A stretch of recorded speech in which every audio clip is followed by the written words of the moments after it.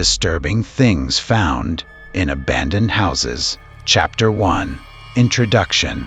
My name is Sarah Kestner, and for 3 years, I ran a small photography blog nobody outside of about 4,000 followers had ever heard of. I documented abandoned buildings, old textile mills, shuttered hospitals, farmhouses that had been swallowed by kudzu until they looked more like green hills than homes. There's a whole community of us who do this. Urban exploration, they call it, though half of what I photographed was about as far from urban as you could get. I liked the quiet of it, the stillness. Houses that time had simply stopped bothering with. I'd grown up in a small town in Ohio, the kind of place where half the houses on the edge of the county belonged to families who'd moved away or died out, leaving behind these strange wooden skeletons full of other people's memories. My father used to take me hiking past a few of them when I was a kid, and I remember staring through broken windows at furniture still arranged like someone might walk back in any minute, and feeling something I couldn't name yet, not quite fear, something more like reverence. That November, a fellow explorer named Mitch Calloway sent me a message with 3 photographs attached and a single line of text. Found something. You need to see this place. The photos were unremarkable at first glance. A 2-story farmhouse, white paint peeling into gray, windows dark, a collapsed porch swing hanging by one chain. But there was something about the angle Mitch had shot it from, low, almost reverent, that made the house look like it was watching the camera back. "Where is this?" I texted him. "Out past Millbrook Road. Old Ash Grove place. Nobody's touched it in maybe 15 years. I knew Millbrook Road vaguely. A stretch of forgotten farmland about 40 minutes outside of town. Mostly foreclosed properties and dead orchards." I told Mitch I'd come out that weekend, and he sent back a single word. Good. That felt, in retrospect, like it should have carried more weight than it did. I want to be honest about something before I go further. I don't scare easily. I've been in buildings with collapsed floors, buildings full of raccoons, and worse, buildings where the previous owners had clearly died and been found weeks later, their outlines still faintly visible on old carpet. I'd built up a kind of armor against the ordinary horrors of decay. What happened at the Ash Grove house was not an ordinary horror, and no amount of experience prepared me for it. I drove out on a gray Saturday afternoon, the sky low and the color of dishwater, the fields on either side of the road stripped bare after harvest. The Ash Grove house sat back from the road behind a stand of dead elms, and even from the car, I felt that same reverence-adjacent unease I'd felt as a child, except sharper now, closer to actual dread. Mitch was already there, leaning against his truck, camera bag slung over one shoulder. He looked tired in a way that surprised me. Mitch was usually the kind of guy who treated every abandoned building like a birthday present. "You look rough," I said, climbing out. "Didn't sleep great." He gave a short laugh that didn't have much humor in it. "This place gets in your head a little. Wait till you see the inside." We stood there a moment, looking up at the house. The front door hung open on rusted hinges, just a few inches, like something had left in a hurry and never bothered to close it properly. Behind that dark gap, the house was utterly silent, and somehow that silence felt less like emptiness and more like something holding its breath. "You ready?" Mitch asked. I said yes. I wasn't. Not really, though I had no way of knowing that yet. Chapter 2. Strange Events. The smell hit us first, stepping through that half-open door. Not the usual must of old wood and mildew I'd grown used to in these places, but something underneath it, faint and sour, like spoiled milk left too long in a warm room. Mitch wrinkled his nose but didn't say anything, and we moved deeper into the front hall. our flashlight beams cutting thin white lines through the gloom. The house had the layout of 100 farmhouses I'd photographed before. A narrow staircase to the right, a parlor to the left, a hallway leading back toward what would have been the kitchen. But something about the furniture stopped me cold. In most abandoned homes, whatever's left behind is left in disarray, overturned, stripped for scrap, nested in by animals. Here, everything sat in perfect order. A settee, upholstery rotted but positioned precisely against the wall. A coffee table with a stack of yellowed magazines squared at the corners. It looked staged, less like a house someone had fled, and more like a house someone had carefully, deliberately arranged before leaving. "Look at this," Mitch said from the parlor doorway, and I joined him to find a family portrait still hanging above the fireplace. Glass cracked but intact. A man, a woman, 2 children, all dressed in the stiff formal clothes of maybe the early 2000s, judging by the style. Ordinary, forgettable, except that someone had scratched out the father's face with something sharp enough to gouge through both the photograph and the glass protecting it. "Kids messing around, probably," Mitch offered, though he didn't sound convinced. "We photographed the parlor for a while, the light fading fast outside, and I remember feeling a growing unease I couldn't quite justify with anything I was seeing. Just a sense of being observed, the kind of prickling at the back of the neck you get when someone's watching you from across a room. I told myself it was nerves. Old houses do that, especially with the light going. It was in the kitchen that we found the first genuinely strange thing. The room was mostly bare, cabinets stripped, counters bare, except for the round wooden table at its center, where 4 place settings had been laid out. Plates, forks, cloth napkins, all of it, thick with 15 years of dust, but otherwise untouched, as though the family had simply vanished mid-meal and no one had ever come to clear the table. "That's not creepy at all," Mitch muttered. "When did you say the family left? That's the thing. Nobody I talked to seems to actually know. Guy at the gas station on Millbrook said the Ashgroves just stopped being around one day. No sale, no foreclosure notice, or not one anybody remembers seeing. Property's technically still owned by the family, according to county records. Taxes just stopped getting paid, and nobody ever came to collect.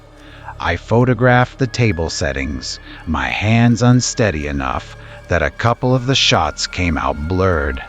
As I crouched to get a better angle on one of the plates, my flashlight beam caught something beneath the table, tucked against the far table leg. A child's shoe, small, pink, a single Velcro strap, positioned upright like it had been placed there deliberately rather than simply lost. "Mitch," I said, and something in my voice must have carried, because he was beside me in an instant, crouching to look. Neither of us touched it. I don't know why exactly, except that some old animal instinct told us both, without needing to say it out loud, that touching it would be a mistake. We moved on to the staircase after that, and it was climbing those narrow steps, the wood groaning under our weight, in a way that sounded almost vocal, that I first heard it. A sound from somewhere above us. Soft, rhythmic, almost like humming. Chapter 3. Darkness Grows. Mitch heard it too. I watched his face change, the easy confidence he usually carried into these places draining out of him, replaced by something tighter and more careful. "Someone's squatting up there," he whispered, though even as he said it, I don't think either of us believed it. The humming stopped the moment we reached the top of the stairs. A narrow hallway stretched ahead of us. 4 doors, all closed except the last one, which stood open onto a room bathed in the last gray light of the dying afternoon. We checked the closed rooms first, some instinct telling us to save the open one for last. A bedroom stripped of everything but a bare, stained mattress. A bathroom mirror shattered into a spiderweb of cracks, my own fractured reflection multiplying into a dozen distorted versions of myself when I shone my light across it. A linen closet, empty except for a single child's drawing taped inside the door, crayon figures standing in a row, one of them scribbled over so hard the crayon had torn through the paper. By the time we reached the open door at the end of the hall, my heart was hammering hard enough that I could feel it in my throat. It was a child's room. A twin bed with a faded quilt, a rocking horse in the corner missing one glass eye, shelves of dusty toys arranged with the same eerie precision as everything else in the house, and on the wall, dozens of children's drawings, taped up in neat rows, each one showing the same 4 stick figures, except in every single drawing without exception, one of the 4 figures had been violently scratched out. "This is where it's coming from," Mitch said quietly, and I realized he meant the smell, that sour, spoiled odor we'd noticed downstairs. Far stronger here, thick enough to make my eyes water. I made myself walk further into the room, my camera hanging forgotten around my neck. There was a small wooden chest at the foot of the bed, and something about it pulled at me the way the shoe under the kitchen table had, an instinct I couldn't name telling me I needed to look inside, even as every other instinct screamed at me not to. I lifted the lid. Inside, neatly folded, was a child's dress, small, floral, stained dark in patches that made my stomach turn.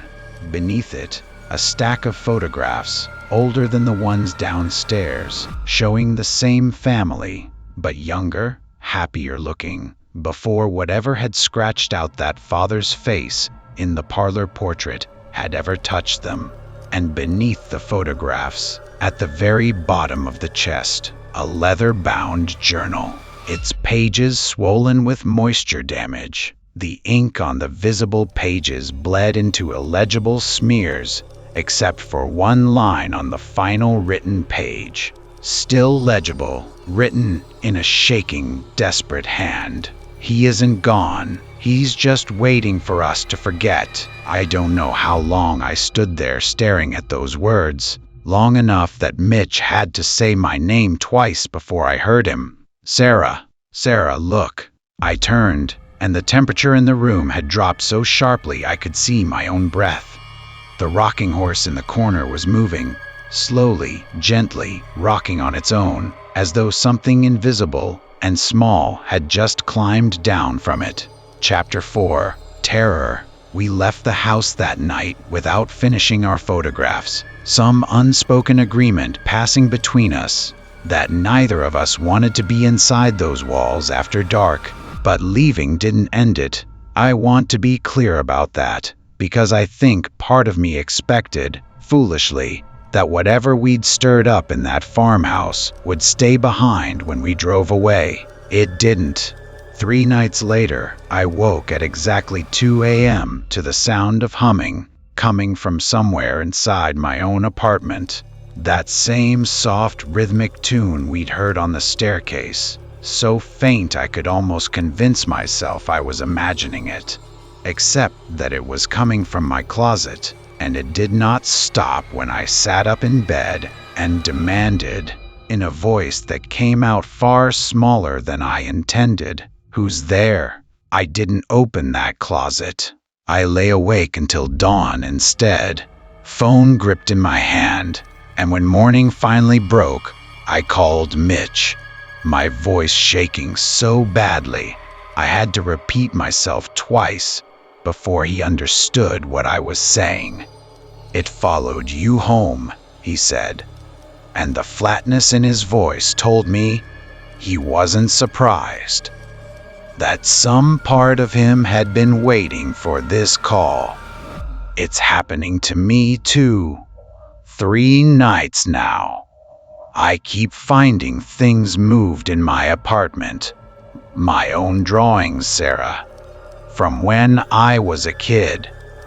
I don't even know where my mom kept them. And I found 3 of them taped to my bathroom mirror this morning. And in every one, she's scratched out. My own mother, in drawings I made when I was 6 years old. And I never touched them. We agreed to go back. It felt like the only option, however insane that sounds now, because whatever we'd disturbed in that house seemed anchored to it. And some instinct told us both that going back, understanding it, facing it directly, might be the only way to make it stop. The house looked different in daylight the second time, somehow worse. The peeling paint, more like diseased skin than weathered wood. We went straight for the kitchen, and the moment we crossed the threshold, the temperature dropped again.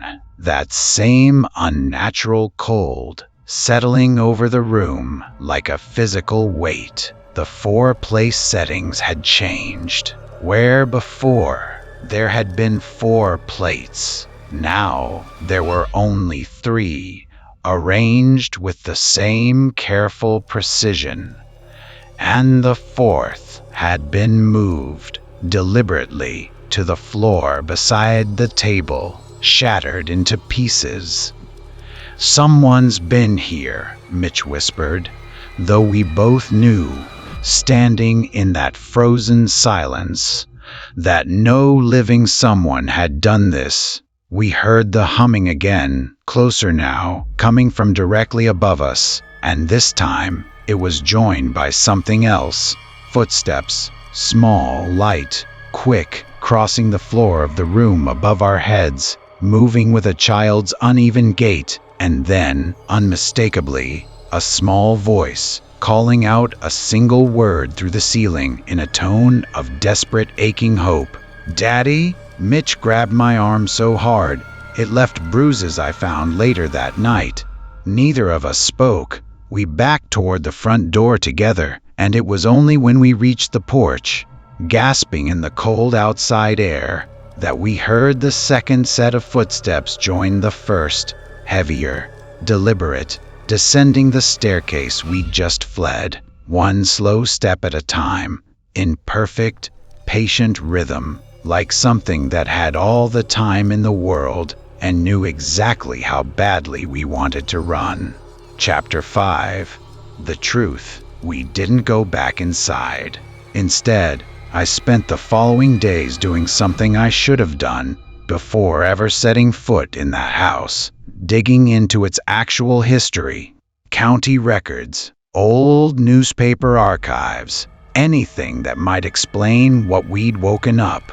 It took a librarian in the next county over, a kind older woman named Ruth, who remembered the Ash Grove name from her childhood, to finally give us the full picture. Sitting across from us at a scratched wooden table in the historical archive room, her voice low even though we were the only 3 people in the building. "The Ash Groves," she said, "moved out to that farmhouse back in the late 90s. Nice enough family, from what I remember.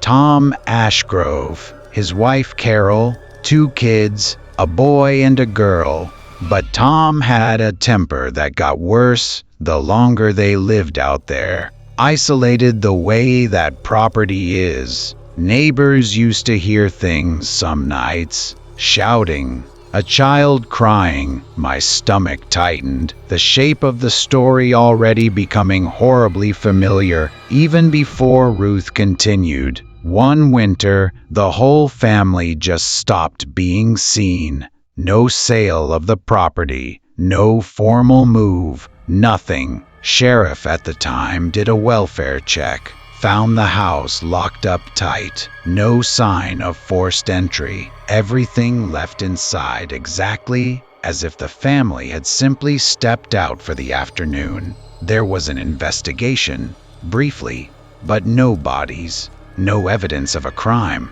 Nothing but an empty house and a family that had vanished into thin air. Case went cold within a year. What do you think happened to them? I asked. Ruth was quiet a long moment, her hands folded tightly on the table. There were rumors back then, the kind you don't put much stock in until you've lived long enough to know that some rumors exist, because there's a grain of truth buried under all the exaggeration. People said Tom had done something to that family, something the house itself had absorbed somehow, and that he'd never actually left either, that he was still there in some fashion, unable to leave the place where whatever happened, happened, and unwilling to let anyone else leave it either. I thought of the journal entry. He isn't gone. He's just waiting for us to forget. The little girl, I said. Do you know her name? Ruth's face softened into something like grief for a family she'd never actually known.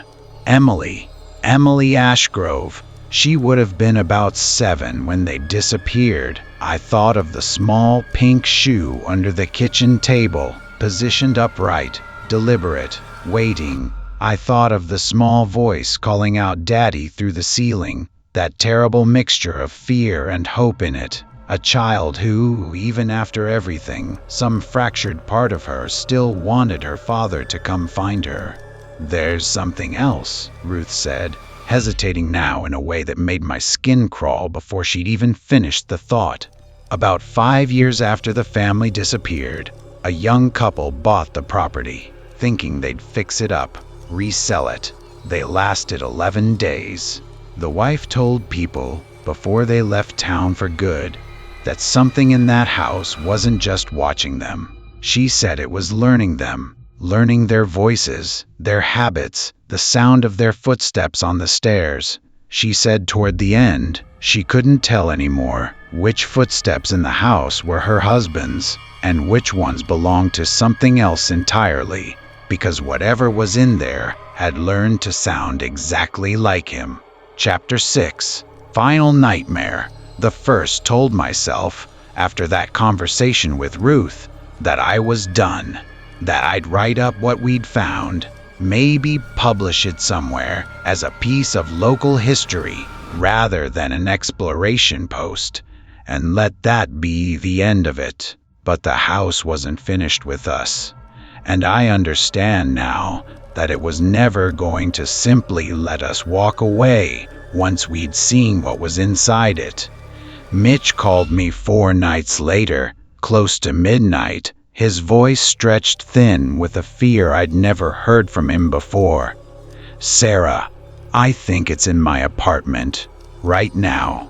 I can hear it in the hallway outside my bedroom door. And Sarah, it's using your voice. It's calling my name in your voice, and I know it's not you. I know you're not here, but God, it sounds exactly like you. I told him to leave, to get out immediately, to call the police if he had to, anything but stay in that apartment another minute. He didn't answer. The line went dead, and no matter how many times I called back, it went straight to voicemail. I drove to his apartment that night, in a panic I can barely describe now, without my hands starting to shake again. When I got there, the door was unlocked, the apartment dark and silent, and Mitch was gone. No sign of struggle, no note. His phone sat on the kitchen counter, fully charged, screen dark, as though he'd simply set it down and walked out on his own. The police investigated. Eventually, in that half-hearted way, departments investigate cases with no evidence and no leads. They found nothing. No trace of Mitch anywhere. No explanation. And after a few months, the case went the way of so many others, quietly cold, filed away, and mostly forgotten by everyone except me. I went back to the Ashgrove house one final time, alone, against every ounce of self-preservation I had left, because some desperate, foolish part of me believed I might find him there, might find some way to undo whatever we'd woken up together. The house was different that final night, warmer somehow, despite the cold outside, and the humming had changed too. No longer a single voice, but two, harmonizing together in a way that should have been comforting, and instead made my skin crawl right off my bones. I found the kitchen table set for 4 again. 4 plates, 4 chairs, all of them occupied by shapes I couldn't quite bring myself to look at directly. Shapes that seemed to shift and blur at the edges of my vision, no matter how hard I tried to focus on them. And at the head of the table, in the chair that would have belonged to a father, sat something wearing, unmistakably, Mitch's jacket. I ran. I don't remember the drive back to town, don't remember much of anything, until I was sitting in my own kitchen, doors locked, every light in my apartment burning, staring at nothing until the sun came up. I never went back to that house.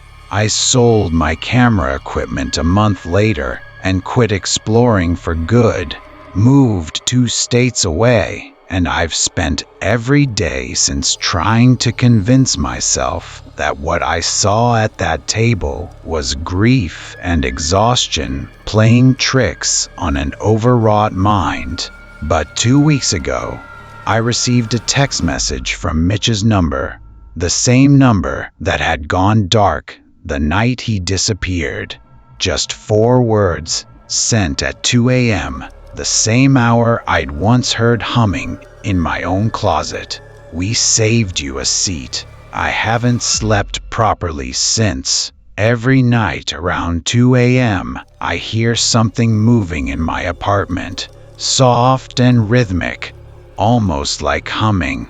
And every night I lie perfectly still in the dark, telling myself it's nothing, that houses settle, that old habits die hard for a woman who spent 3 years listening for ghosts in empty rooms. But some nights, when the humming stops, I hear a small voice, achingly familiar now, calling out a single word through my bedroom door, and I have never once found the courage to answer it, because some part of me is terrified that if I do, I'll find out the voice isn't calling for its father anymore. It's calling for me.